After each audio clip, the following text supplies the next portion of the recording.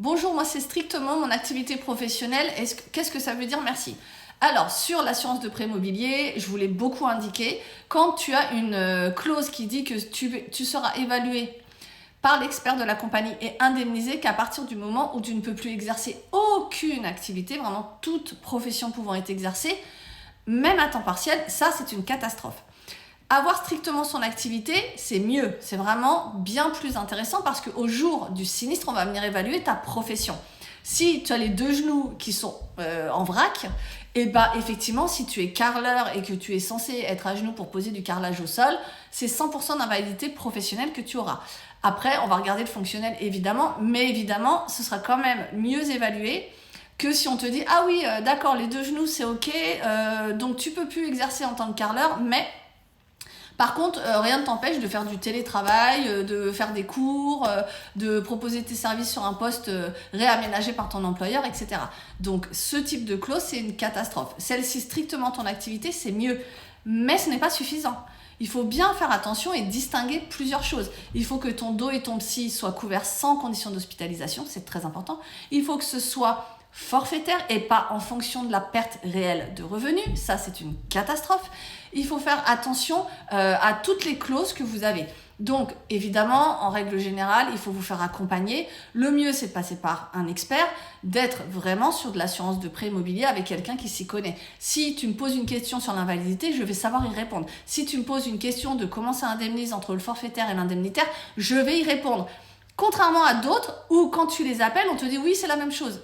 Si quelqu'un te répond ça alors qu'il distribue de l'assurance, fuis.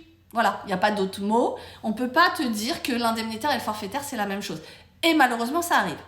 Ainsi de suite. Il y a plein de choses à savoir sur ce type de contrat.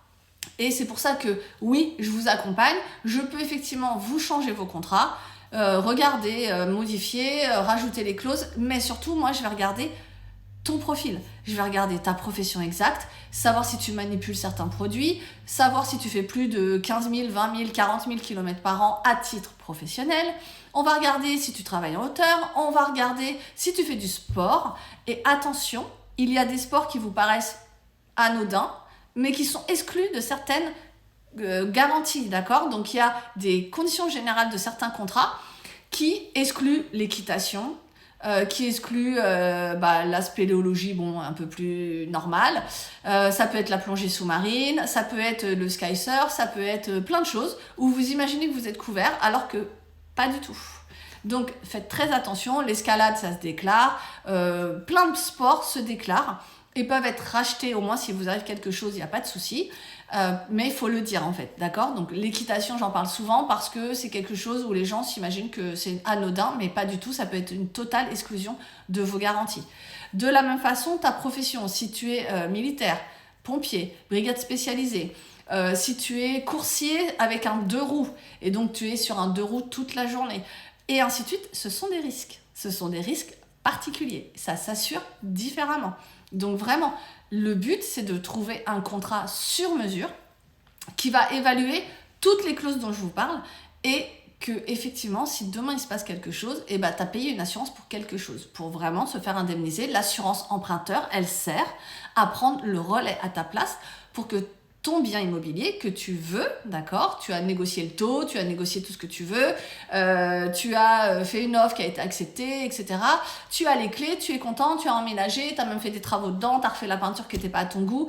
Ok, mais si par contre tu tombes malade ou en invalidité et que là tu dois te débrouiller tout seul parce que ton assurance ne te couvre pas, il y a un risque très important, d'accord, où tu risques surtout de devoir la revendre ta maison. Là, j'ai le cas d'un petit couple où malheureusement, les finances sont tellement catastrophiques et le contrat qu'ils ont signé est horrible, qu'ils se disent qu'ils vont revendre, d'accord? Donc là, on va surtout essayer de faire des économies un peu partout, hein. Il y a aussi d'autres choses, on peut renégocier les contrats. L'auto, je ne vais pas renégocier, mais on a des partenaires qui s'en occupent. On peut renégocier les contrats habitation et ainsi de suite. Mais vraiment, il faut faire attention à tout ça, c'est important. Les clauses vraiment sont importantes.